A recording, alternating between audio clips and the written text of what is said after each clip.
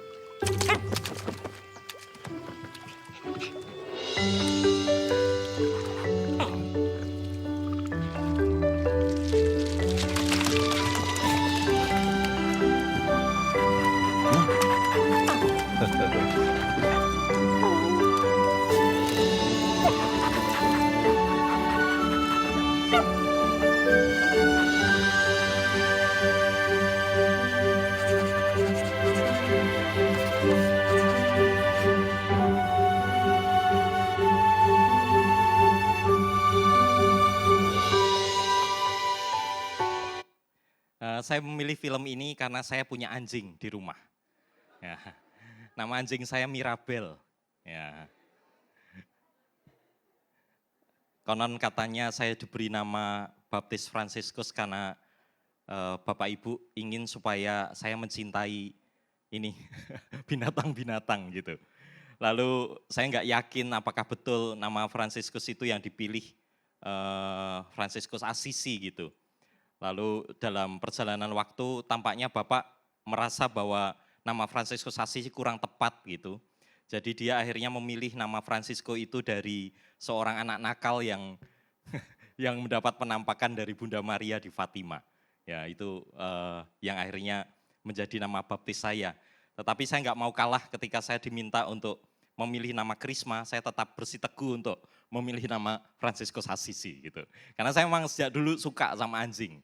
Nah ini bukan mau omong soal anjing ya, tapi saya omong soal perubahan dari orang yang mempertahankan anjing yang mempertahankan miliknya atau milik tuannya, itu kemudian dia mau memberikan karena dia tergerak hatinya oleh belas kasih. Ketika sang induk itu mau memberi makan anak-anaknya, diberi makan ikan mereka enggak mau, mereka hanya mau diberi makan cacing. Di dalam salah satu perikop yang merubah pengalaman luka-luka saya menjadi pengalaman sukacita dalam mendampingi orang muda, ada satu kalimat yang diucapkan oleh Yesus yang terus membuat saya itu digerakkan hatinya meskipun kadangkala capek fisiknya untuk mau mendengarkan dan menemani orang muda. Yesus mengatakan begini kepada murid-muridnya. Mereka harus kamu beri makan. Kalau teman-teman ingat, kisah itu dikatakan Yesus ketika dia didatangi oleh 5.000 orang banyaknya, dan para murid itu sebenarnya tidak mau repot menyuruh mereka untuk pergi mencari makan. Tetapi kemudian Yesus mengatakan kepada murid-muridnya bahwa kamu harus memberi mereka makan. Nah, pengalaman itu yang nanti akan saya ceritakan sebagai pengalaman yang merubah dari yang tadinya disetir ego, kemudian dituntun oleh pengalaman cinta Tuhan.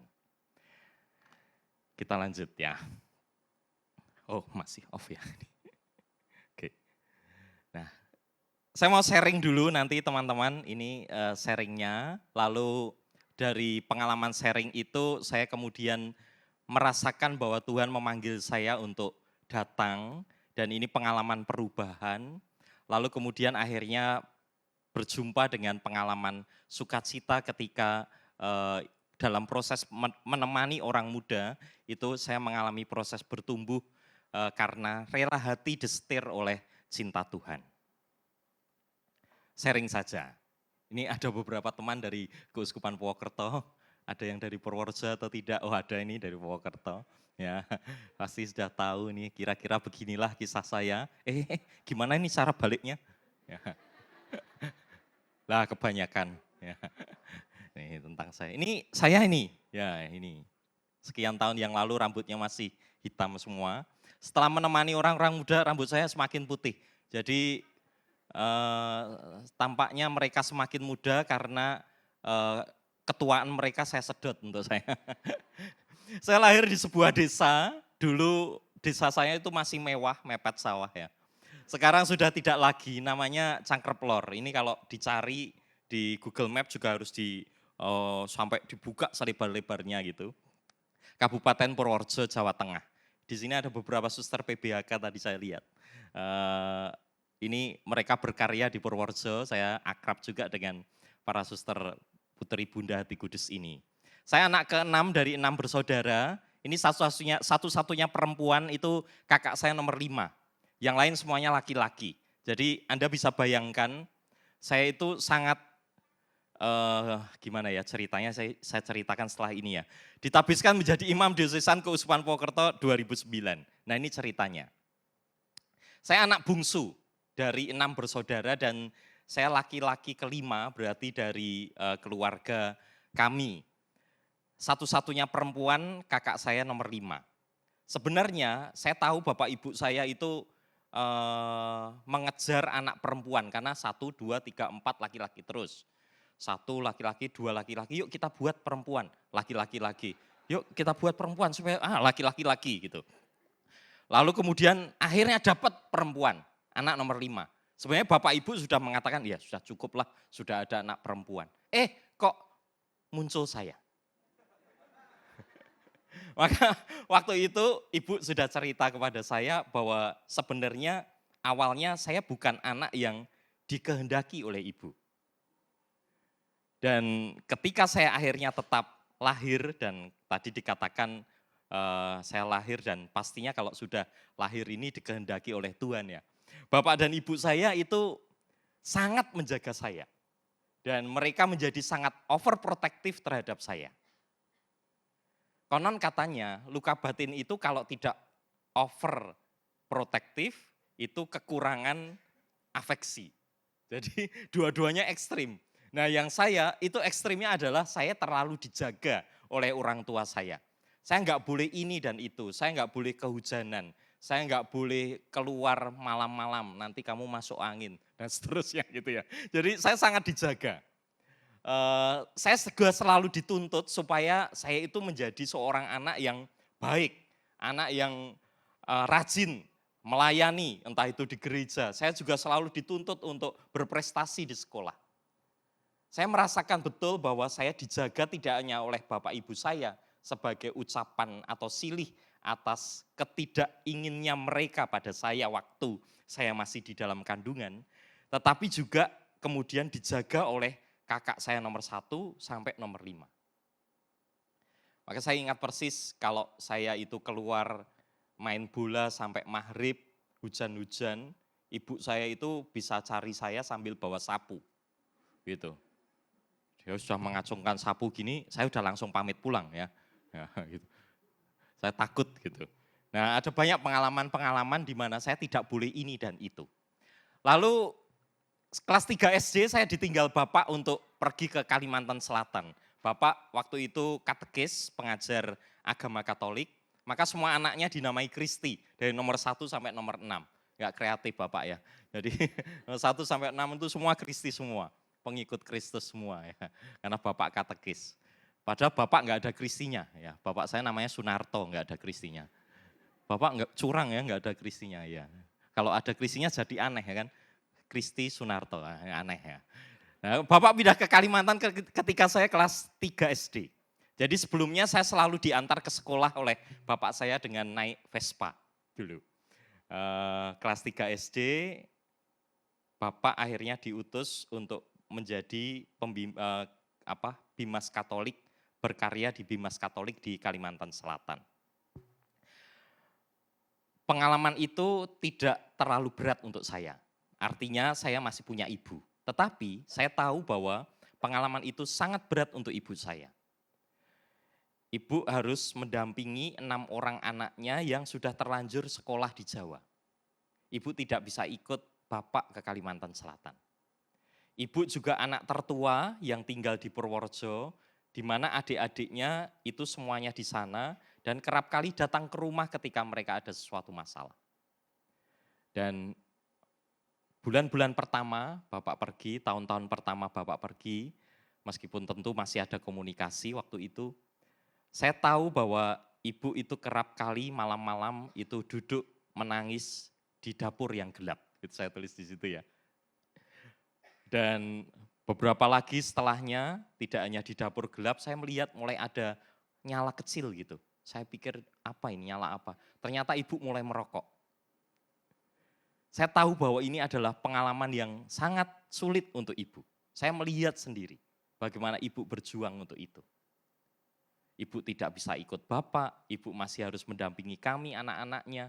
Semuanya yang nakal-nakal yang gede-gede sih, saya enggak terlalu nakal. Saya nakalnya sekarang. Jadi ini pengalaman yang cukup sulit waktu itu, yang kemudian ternyata ikut mempengaruhi saya.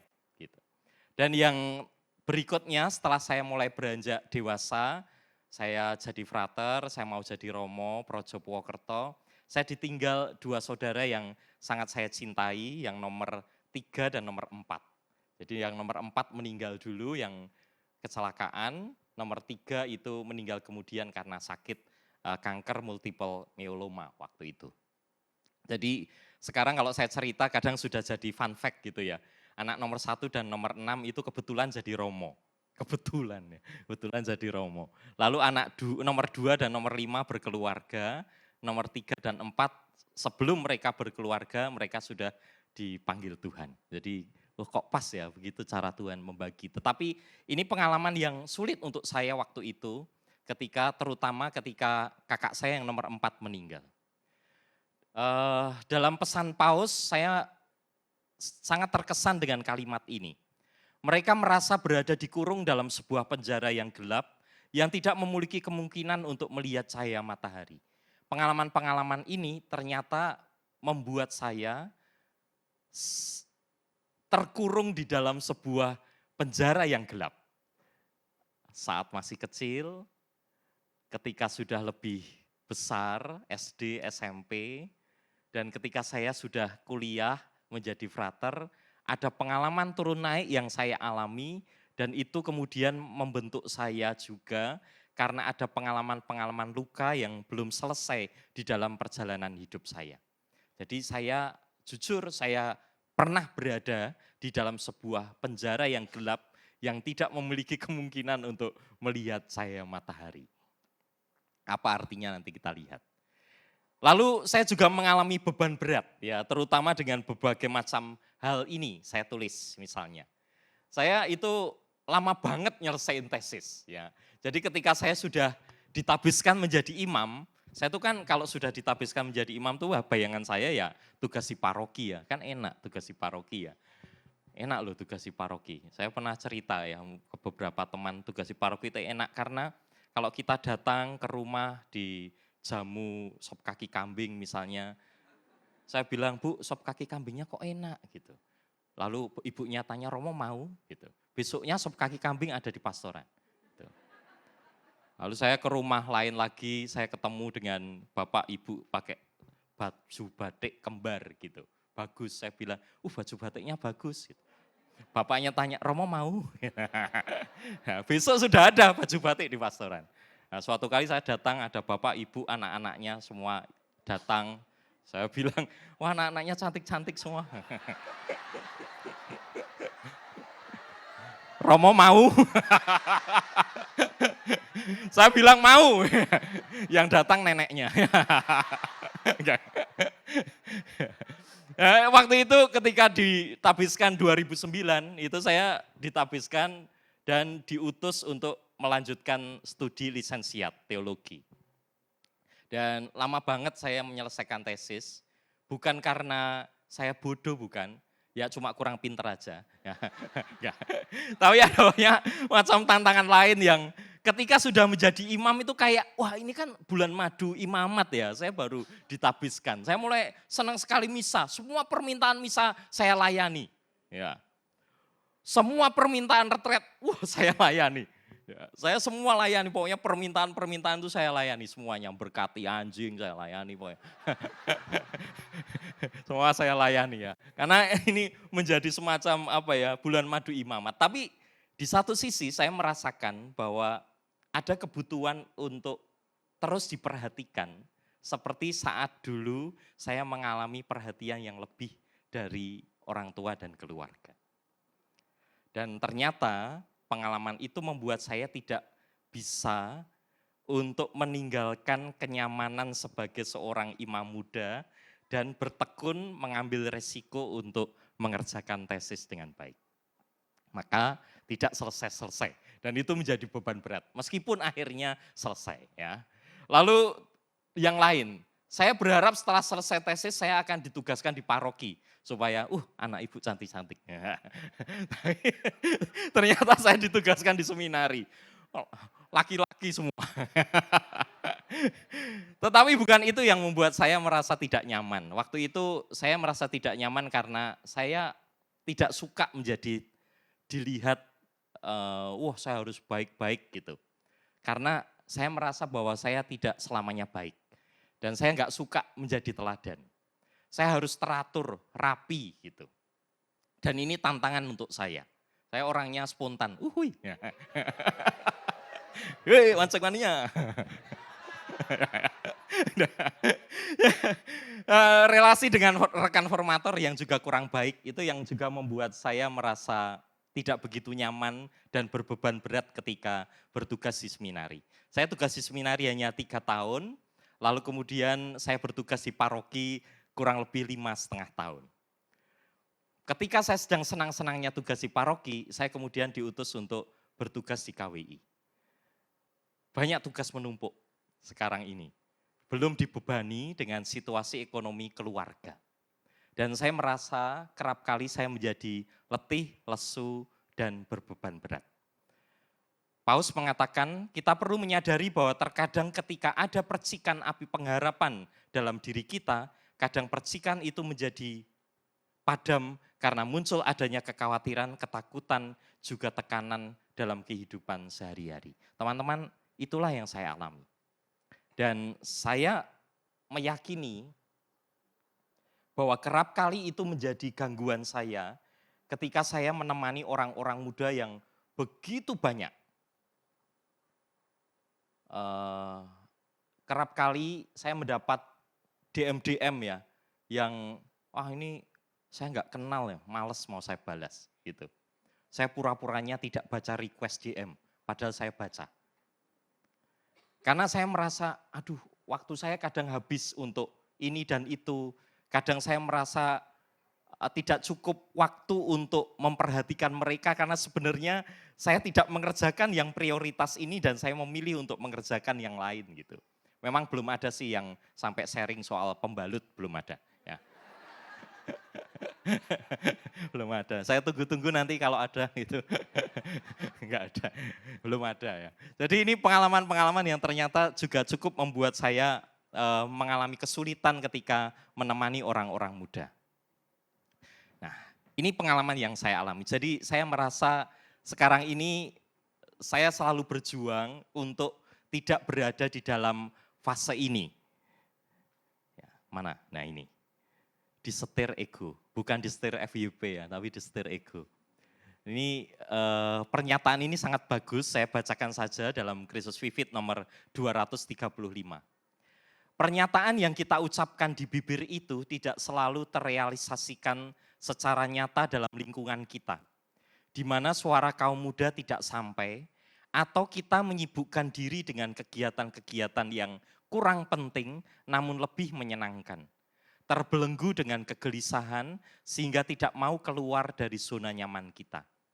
Jadi teman-teman kan beberapa mungkin tahu saya sering omong yang baik-baik ya di Instagram gitu ya.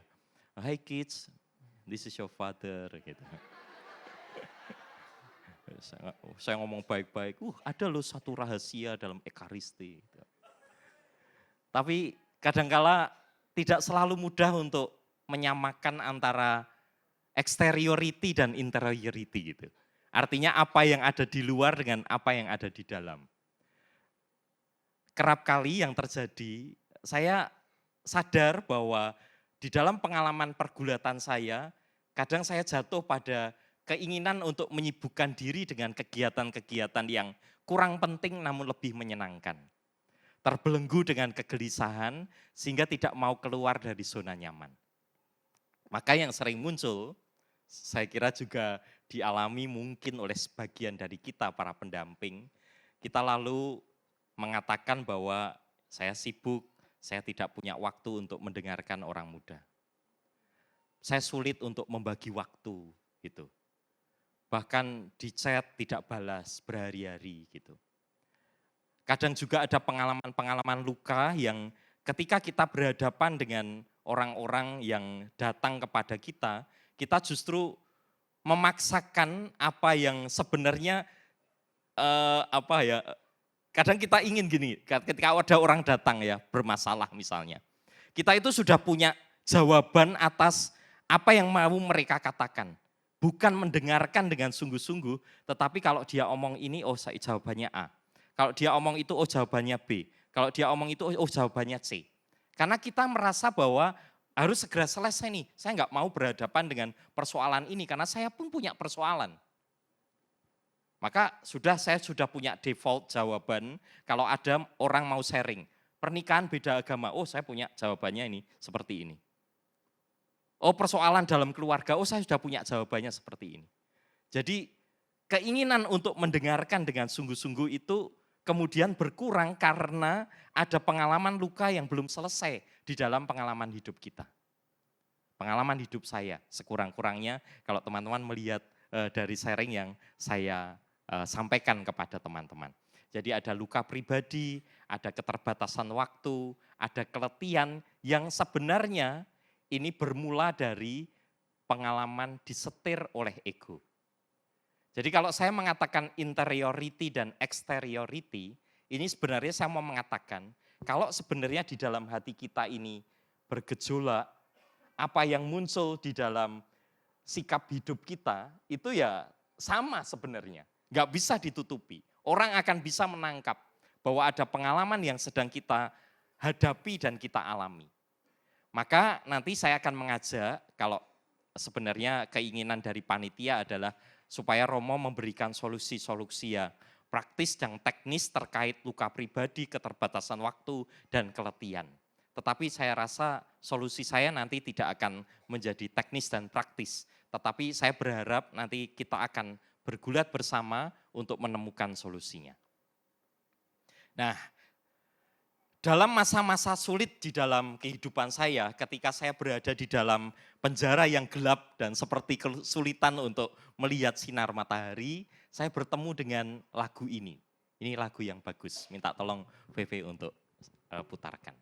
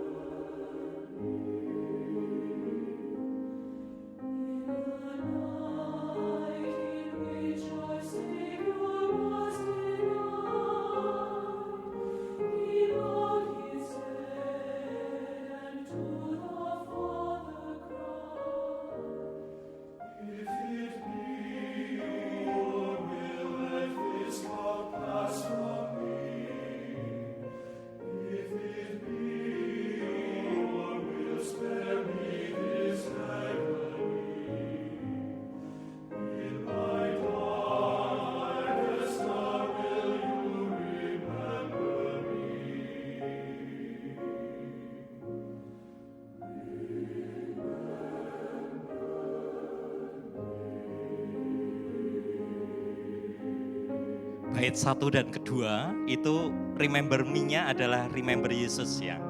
Sekarang di bait yang ketiga ini kita mohon supaya Tuhan mengingat kita.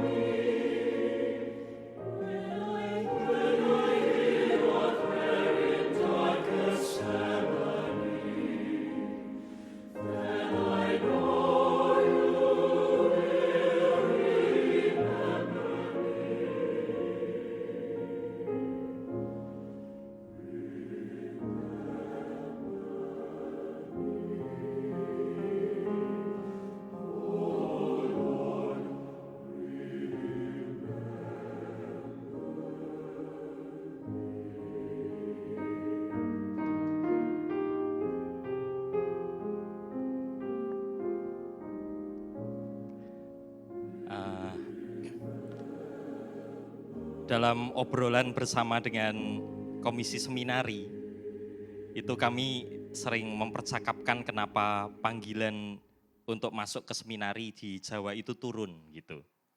Lalu ternyata di dalam pembahasan itu tersampaikan bahwa jangan-jangan itu tidak hanya persoalan dari kaum muda, tetapi juga persoalan dari para formatornya gitu. Maka lalu mulai dipikirkan ada kursus untuk para formator seminaris, dan untuk tahun ini di 40 tahun Komisi Kepemudaan ada di Konferensi Wali Gereja Indonesia, nanti juga akan ada kursus formator untuk orang muda. Kenapa? Karena saya meyakini kalau kita masih manusia biasa, siapa sih yang nggak letih dengan pengalaman hidup kita sehari-hari? Siapa sih yang nggak pernah punya pengalaman luka di dalam kehidupannya? Siapa sih yang merasa bahwa kadangkala ego dan self kita itu jauh lebih kuat daripada kita ingat kehendak Tuhan di dalam kehidupan kita? Persoalan-persoalan yang terjadi, pendampingan di dalam pendampingan orang muda itu tidak hanya terjadi pada diri orang muda, tetapi juga ada pada diri kita, para pendampingnya.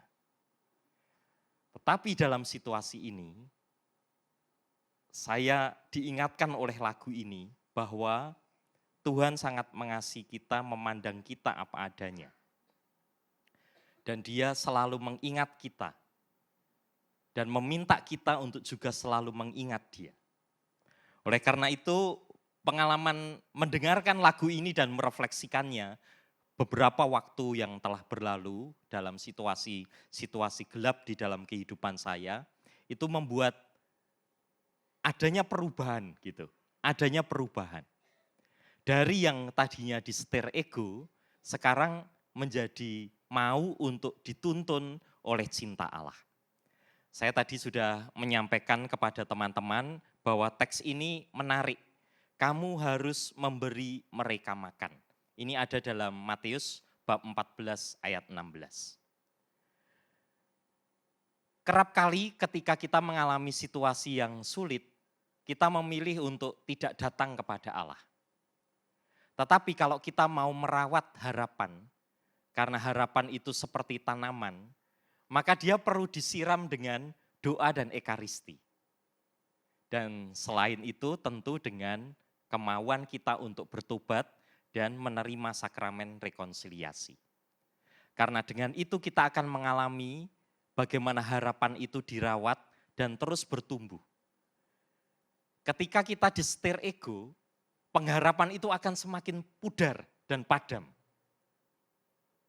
Karena kalau kita mengingat Bula Paus ya di tahun jubileum ini, pengharapan di dalam Allah itu tidak pernah mengecewakan. Itu betul sekali.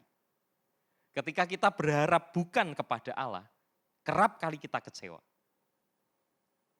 Dan itu yang terjadi ketika pengalaman-pengalaman keletihan itu hadir, kita akan jatuh pada pengalaman di mana kita kehilangan pengharapan. Tetapi kalau kita mau merawat pengharapan kita dengan doa ekaristi, sakramen tobat, kita menyinari dengan tindakan kasih, kita menjaganya dengan iman, maka kita akan terus merawat harapan. Yang kedua, ini penting dan saya sampaikan kepada teman-teman karena menurut saya ini salah satu hal yang bisa memperbaiki supaya kita tidak disetir ego dan dituntun oleh kasih Allah. Nanti akan saya jelaskan setelahnya. Dan yang terakhir, saya selalu meyakini bahwa sekarang ini kalau kita mengatakan harapan ya, harapan itu bukan mauku, tetapi maunya Tuhan. Nah, ini kalau mau disebut solusi teknis atau praktis, saya akan memberi contoh kepada teman-teman bagaimana discernment atau diskresi ini penting supaya kita dituntun oleh sabda Allah, dituntun oleh cinta Allah lebih daripada disetir oleh ego. Diskresi atau pembedaan roh adalah bentuk latihan rohani. Di dalamnya orang merasakan bermacam-macam gerak batin untuk mengenali kehendak Allah untuk dirinya dan selanjutnya mengorientasikan kemerdekaannya sesuai dengan kehendak Allah yang dimaksud. Dipahami sebagai olah rohani karena tindakan diskresi ini merupakan tindakan manusia beriman sejauh menyangkut relasinya dengan Tuhan, terutama mengenai kehendaknya. Karena itu kondisi pertama dari tindakan diskresi adalah keterbukaan manusia kepada Allah dan kenyataan bahwa Allah menyatakan dirinya dan dalam peristiwa-peristiwa manusiawi. Tujuannya apa? Adalah untuk melihat dengan jelas, mengenali motivasi dasar atau kemurnian semangat yang mendorong seseorang melakukan sesuatu sambil mengarahkannya pada arah yang benar dengan menghindari kontaminasi yang mungkin ditimbulkan. Bisa disimpulkan bahwa discernment berpusat pada proses mengenal jati diri berbagai macam roh di dalam hati manusia, memilah lalu memilih. Sampai kapanpun kita hidup, kita masih akan berhadapan dengan pengalaman keletihan. Kita masih mungkin disetir oleh ego, sehingga kita kemudian mengatakan, aduh saya sibuk, saya nggak punya waktu untuk kamu. Pengalaman luka kita masih akan mempengaruhi, lalu kita tidak menjadi sukacita dari dalam. Kita tidak mengatakan kebaikan itu dari pengalaman kedalaman kita. Maka terus-menerus menurut saya, supaya kita sadar bahwa kalau saya mau menjadi pendamping, entah itu karena SK, entah itu karena kerelaan hati kita, entah karena kita nggak enak diajak romo yang dekat dengan kita, ayolah jadi pendamping lah, gitu. Waduh, romo ini dekat dengan saya, kalau saya bilang tidak kok nggak enak gitu. Ya sudah romo, oke gitu. Nah apapun itu, tetapi kita tahu bahwa Allah menghendaki teman-teman untuk menjadi pendamping orang muda, maka kita nggak mungkin untuk hidup di setir ego. Kita perlu sadar bahwa kita dituntun oleh cinta Allah. Dan oleh karena itu kita perlu untuk terus-menerus melakukan apa yang kita sebut dengan diskresi ini. Kita mau menangkap gerak roh baik antara yang ada di pikiran, batin, pendamping, interiority, dan yang terekspresikan secara lahiriah, exteriority, itu terdapat hubungan. Di mana yang ada secara batiniah itu menjadi sumber rujukan bagi hal-hal lahiriah. Begini ya. Kira-kira gambarnya begini. Interiority seseorang hanya dapat dikenal jika yang bersangkutan berani masuk ke kedalaman dirinya dengan ikhlas dan gemar untuk menjalankan refleksi. Bukan pijat refleksi ya. Yang seringkali perlu disertai dengan mati raga. Dapat dibayangkan sosok Yosef di sini sebagai suami Maria dan bapak asuh Yesus. Keputusannya untuk menjadi pendamping Maria dan Yesus itu tidak ditempuh dengan mudah. Dia itu punya waktu untuk tidak langsung menjawab, dia bahkan lalu tertidur dan bermimpi gitu. Dan ketika bermimpi lalu dia kemudian memutuskan untuk mengambil Maria untuk menjadi istrinya. Dia melakukan apa yang menjadi kehendak Allah itu setelah ia berdiskresi. Apalagi dia menjalani keputusan itu secara sunyi di dalam karya. Tidak ada tepuk tangan, tidak ada spotlight seperti ini. Dia menjalani di dalam sunyi, di dalam karyanya. Keadaan, maka ada 3 keadaan ketika kita membuat diskresi. Keadaan awal, proses yang unik, dan keadaan akhir. Saya mau memberi contoh dalam kisah Emmaus. Cepat saja ya. Keadaan awal. Para murid di Emmaus itu berada di dalam suatu atmosfer tertentu selepas Yesus wafat. Mereka merindukan Mesias, kok Mesiasnya disalib. Mereka tahu guru mereka hebat, kok guru mereka mati disalib. Mereka kecewa. Mereka kemudian takut untuk kemudian dikejar-kejar sebagai murid-muridnya. Mereka lalu memutuskan untuk pulang ke Emmaus. Ini sambung dengan terjadinya kelesuan dan ketidakberdayaan mereka ketika mereka berada di dalam perjalanan. Proses terjadi ketika mereka mempersilahkan Yesus untuk berjalan bersama dengan mereka. Yesus membiarkan murid-murid itu mengungkapkan pikiran, perasaan, harapan, dan kecemasan mereka.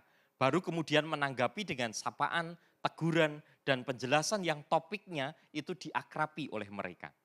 Saat murid-murid mendesak Yesus untuk tinggal bersama mereka, Yesus dengan kelembutan memenuhi keinginan mereka, terlibat secara hangat dan makan bersama mereka, termasuk berkesempatan untuk menyisipkan suatu isyarat dengan tindakan khas yang mengingatkan murid-murid, remember me, tentang Yesus guru mereka, Ekaristi, yang penuh semangat dan kreatif dalam karya, walaupun menghadapi kesulitan. Jadi gambaran kita yang lemah, letih, dan lesu juga berbeban berat. Kalau kita berefleksi, kita mempersilahkan Tuhan hadir dan bercakap-cakap dengan kita di dalam diskresi kita. Keadaan akhirnya, murid-murid mampu berefleksi, yaitu mengolah peristiwa hidup yang mereka alami dan menarik makna dari sana tanpa diminta. Suasana hati mereka berubah dan mereka mengambil keputusan untuk move on dan bertindak.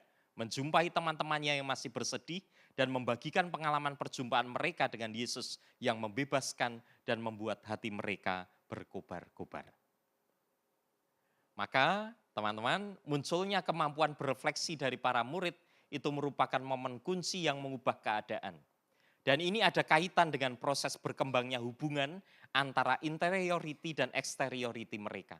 Untuk sampai ke sana ada sejumlah stimulan atau pancingan. Baik yang berupa kata-kata Yesus atau tindakan yang melibatkan para murid. Pada dasarnya kemampuan refleksi akan ada pada seseorang bila yang bersangkutan sungguh-sungguh masuk dalam peristiwa hidup, mengalaminya dengan sepenuhnya, dan tidak hadir semata sebagai tamu yang tidak punya sense of belonging pada suatu peristiwa. Hubungan antara pelaku atau murid dan peristiwa dilukiskan pada gambar ini. Jadi proses refleksi itu ada kalau kita mau terlibat di dalam peristiwa. Tetapi kalau kita meletakkan diri kita untuk tidak terlibat pada peristiwa, maka kita sebenarnya tidak bisa refleksi. Kalau kita mau menemani orang muda di dalam pengalaman jatuh bangun kita tetap perlu terlibat. Meskipun di dalam pengalaman jatuh bangun itu, kita tetap mau melibatkan Allah di dalam proses pendampingan itu. Maka terjadilah di sana apa yang kita sebut dengan refleksi dan diskresi.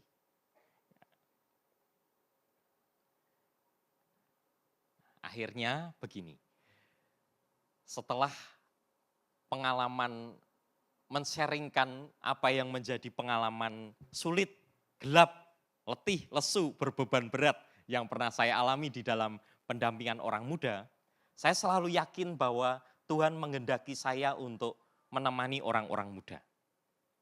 Kalau saya ditanya sukacita apa yang terbesar di dalam kehidupan saya menjadi sekretaris Komisi Kepemudaan KWI. Jawaban saya satu, karena saya punya passion dalam pendampingan orang muda. Dan itulah yang membuat saya sukacita. Saya merasa, semoga saya tidak salah menangkap kehendak Allah. Bahwa itulah panggilan dari Allah yang saya jawab dengan jawaban ya. Kenapa saya yakin bahwa itu adalah kehendak Allah? Persis seperti yang dialami Yosef dan dialami oleh para murid dalam perjalanannya ke Emmaus. Perubahan itu tidak terjadi karena saya diberi tepuk tangan, ada spotlight yang menyoroti saya bekerja di dalam sunyi kadang-kadang. Dan saya yakin di dalam kelelahan itu ada pengalaman sukacita. Oh, itu tanda bahwa itulah kehendak Allah. Dalam pengalaman Anda jatuh bangun menemani orang muda, bahkan untuk teman-teman yang sudah berkeluarga. Anda masih punya waktu untuk mungkin bahkan sampai dini hari harus mengerjakan ini dan itu, mendengarkan sharing dan seterusnya, mengambil waktu-waktu yang penting di dalam hidup Anda. Dan Anda mengalami sukacita meskipun capek, itu kehendak Allah. Dan pengalaman-pengalaman itu kerap kali harus berhadapan dengan godaan-godaan yang terus mengintai kita untuk supaya kita disetir ego. Maka kita perlu, menurut saya, untuk selalu terus memilah dan memilih. Dan dengan memilah dan memilih ini, kita mengingat panggilan kita, entah karena itu karena SK, entah karena itu Romo yang meminta kita, entah itu karena Bapak Uskup yang meminta kita menjadi pendamping. Tetapi kita lalu sadar bahwa ketika saya menjawab ya atas panggilan itu, maka saya bersedia untuk memilih dan melakukannya agar saya mengalami kegembiraan. Dan entah bagaimana, pilihan yang lahir dari doa, diskresi, kehendak Tuhan atas diriku, itu menyukakan hatiku. Maka menurut saya, sejauh yang saya alami sampai hari ini, Saya tidak pernah menganggap bahwa apa yang saya alami itu sebagai sebuah pencapaian dan pencapaian. Bukan achievement. Tetapi yang saya temukan adalah buah. Dan buah itu kerap kali tidak terjadi sesuai keinginan saya. Saya bahkan tidak tahu apakah Tuhan akan membuatnya berbuah atau tidak. Saya tidak pernah tahu. Saya hanya melakukan apa yang seharusnya saya lakukan. Hasil dari pengalaman diskresi ini supaya saya tidak disetir ego dan dituntun oleh cinta Allah. Kamu harus memberi mereka makan. Oke, kembali aja. Ya. Terima kasih teman-teman. Sekarang saatnya tanya jawab, ini sudah lebih pasti, ya kan? Tanya jawabnya apa? Kita lihat pertanyaannya apa. Nah, ini dia. Oh, belum. Ya. Slido. Saya nggak tahu nih, baru tahu sekarang nih Slido ini. Ya. Bacanya gimana? Slido ya. Slido.com. Ya. Sudah pada tanya belum sih? Belum ya? Oh sudah masuk. Ya. Gimana Romo caranya melakukan diskresi ya? Sudah saya jawab ya tadi. Nanti kalau Romo saya menyadari banyak pelayanan karena bisa berjumpa banyak orang, tapi saya malah sering terluka saat pelayanan itu. Pertanyaannya apa yang harus saya lakukan? Ada 5 orang yang memberi like atas pertanyaan Dismas ya, bukan Dimas ya, Dismas ya. Kalau Dimas Romo dari Malang itu ada di sana. Romo saya menyadari banyak pelayanan karena bisa berjumpa banyak orang, tapi saya malah sering terluka saat pelayanan itu. Pertanyaannya apa yang harus saya lakukan? Saya jawab dulu pertanyaan yang paling banyak di like ini. Dismas di mana Dismas? Yang bertanya. Ya, sana. Oke. Mana? Oh iya, Dismas. Pertanyaannya baik. Dan saya juga mengalami ternyata ketika kita banyak bertemu dengan orang-orang, apalagi kita lalu mendampingi teman-teman ini, dekat dengan mereka, lalu ada banyak juga orang-orang yang kemudian justru memberikan luka-luka baru untuk kita gitu ya. Tetapi saya melihatnya seperti ini, Dismas. Dismas ini Romo ya? Bukan? Bukan ya, calon Romo ya. Sebenarnya orang yang paling mungkin untuk melukai kita itu adalah orang-orang terdekat kita sih ya. Nah, ya. Kalau di dalam gereja seringkali orang-orang terdekat kita ya Romo parokinya,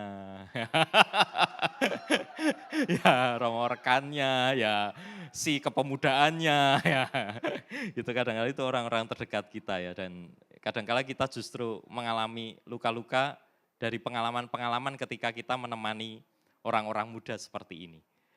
Menurut saya, bagaimana? Ya saya sih selama ini tidak lalu berhenti ya Dismas. Karena saya tahu pengalaman luka ini akan membuat saya berhenti kalau saya disetir oleh ego saya.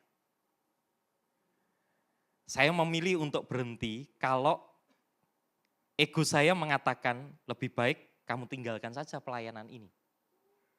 Gak usah mendampingi orang muda, toh kamu terluka. Kamu bisa menemukan hal yang lebih baik di luar sana daripada kamu harus mengalami luka-luka di dalam kehidupanmu menemani orang muda.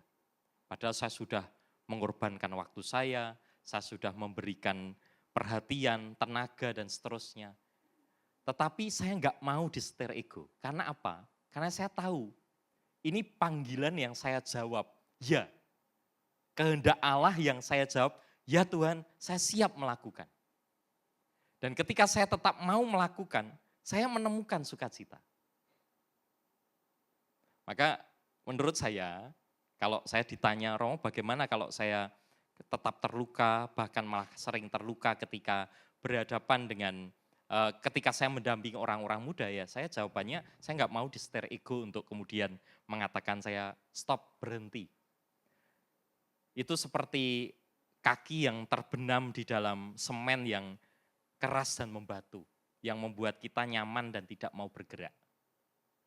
Kalau kita disetir ego. Tetapi saya mengingat bahwa saya mengatakan ya untuk menjadi pendamping orang muda. Dan saya menemukan sukacita bahkan ketika saya harus jatuh bangun dihantam sana sini di dalam pelayanan saya untuk menemani orang-orang muda. Itu Dismas, ya jawabannya. Memang kadangkala ya kita perlu untuk berdiskresi ya. Tetapi tentu di balik yang spiritual itu kalau ada pengalaman-pengalaman benturan itu tetap harus diselesaikan ya. Jadi jangan lalu ya sudahlah saya siap dibully supaya saya terus terluka. Toh Tuhan juga terluka gitu. Jangan ya, kalau bisa diselesaikan. Maka baik saya kira di dalam pengalaman pendampingan orang muda, entah di paroki, entah di komunitas, entah di keuskupan atau apapun, kalau ada pengalaman benturan itu harus diselesaikan. Itu menurut saya lebih baik daripada kita membiarkan luka-luka itu terus menganga dan terus ada luka lagi di atas luka, luka lagi di atas luka, luka lagi di atas luka gitu. Itu yang pertama. Lalu yang kedua, bagaimana mengatasi minder karena ada orang lain yang lebih baik dalam pelayanan dibanding kita. Iya ya, benar juga ya. Kok saya nggak pernah minder ya? Padahal saya merasa ada banyak Romo yang lebih baik loh dalam pelayanan orang muda gitu. Tapi iya ya, ini berarti benar-benar ngalami nih. Bagaimana mengatasi minder karena ada orang lain yang lebih baik dalam pelayanan dibanding kita. Kenapa sih kamu minder? Kenapa ya? Kenapa ya teman-teman? Kenapa kok bisa mengalami insecure ketika ada orang lain yang lebih baik dari kita? Menurut saya itu pengalaman justru ketika kita berada di dalam titik di mana kita masih disetir oleh ego, kita akan ada di dalam pengalaman ini. Maksud saya begini, kita kan sering ya bertanya, who am I, siapa aku gitu. Apalagi di dalam peristiwa-peristiwa sulit, kadangkala kita lalu menunjuk diri kita, oh saya adalah orang yang paling menderita, gitu. Di dunia saya adalah orang yang paling menderita gitu. Lalu kita mudah untuk insecure gitu ketika melihat orang lain bahagia. Tetapi sebenarnya kita bisa bertanya, aku ini ada untuk siapa? Bukan hanya bertanya siapa aku, tapi aku bertanya aku ada untuk siapa? Maka kita tidak perlu melihat, oh kok dia bisa melayani sekian ratus orang dan saya hanya bisa melayani 5 orang gitu. Kok dia bisa di like 1000 orang, kok saya hanya 200 orang. Kok follower dia kok 2 juta, kok saya hanya 2000 misalnya. Terus bertanya, padahal kalau kita bertanya aku ada untuk siapa, ya aku ada untuk orang-orang ini. Dan kita nggak perlu untuk menjadi minder dan insecure karena saya bermakna untuk orang-orang ini. Tuhan mengutus saya untuk menemani orang-orang ini. Itu kalau kita tidak mau disetir ego sih ya. Artinya saya tidak hanya bertanya siapa aku, tetapi aku bertanya aku ada untuk siapa. Jadi kita melihat justru sukacita itu kan makin luas dan makin tersebar ketika ada banyak orang bersama-sama kita yang melayani. Bahkan orang yang tidak egois itu justru bahagia ketika melihat orang lain itu bahagia. Orang lain itu lebih sukses daripada saya misalnya. Dan saya selalu mengatakan ya di dalam pendampingan orang muda, karena di Jakarta itu banyak kelompok kategorial teman-teman, banyak sekali. Domus Cordis ini salah satu komunitas kategorial. Saya sangat yakin bahwa sekarang ini orang muda itu bertumbuh di mana-mana. Tidak hanya mereka yang rajin datang di paroki. Karena seringkali orang mengatakan OMK itu ya mereka yang rajin di paroki. Mereka yang berkegiatan di paroki. Lalu yang bukan tidak melayani di paroki, yang bertumbuh di sel-sel itu bukan OMK. Padahal tidak demikian. Tetapi kenyataannya terjadi. Nah, kerap kali di dalam komunitas-komunitas itu orang bersaing karena pengikut komunitas ini berpindah ke komunitas yang lain. Padahal sama-sama Katolik. Mengapa kadangkala terjadi? Ya karena kita melihat bahwa Oh, siapa aku? Siapa aku? Selalu ego sektoral yang kita kedepankan. Lebih daripada kemauan kita untuk melihat aku ada untuk siapa dan berkembang dengan baik sesuai karunia yang Tuhan berikan untuk kita. Maka pertanyaan kedua, semoga teman-teman, kalau teman-teman mau mengatasi minder karena ada orang lain yang lebih baik, saya mengajak teman-teman untuk berefleksi dan berdiskresi, merasakan bahwa Tuhan itu menganugerahkan hal-hal baik untukmu supaya kamu bermakna bagi orang-orang yang kamu layani ini. Dan justru ketika kamu bermakna bagi mereka, kamu keluar dari pengalaman disetir oleh ego yang membuat kamu merasa minder dan insecure. Yang ketiga, saat batin terasa lelah, bagaimana cara kita mengistirahatkannya? Tidur, tidur, ya, tidur, istirahat. Ya. Beberapa sudah capek, ya, sudah rindu tempat tidur ya. Tapi ini batin yang lelah ya. Kalau batin yang lelah, datanglah kepadaku kalian semua yang letih lesu dan berbeban berat. Maka aku akan memberikan kelegaan kepadamu. Tapi ini benar ya, secara nyata saya alami di dalam kehidupan saya. Bahkan sampai tua pun kita akan mengalami saat-saat lelah. Saya pernah tinggal dengan satu romo yang usianya jauh dari saya. Saya waktu itu di paroki usia 35, romonya itu sudah usianya 74. Tapi pada saat-saat tertentu dia mengetok kantor saya sambil bawa stola. Lalu dia bilang, Romo, saya mau mengaku dosa. Saya kaget, Romo senior kok ngaku dosa pada saya gitu ya. Tapi ini terjadi berulang-ulang gitu. Sepanjang 4 tahun saya bertugas di paroki itu. Dan saya merasa ini cara kita beristirahat ketika batin kita terasa lelah. Datang kepada Tuhan.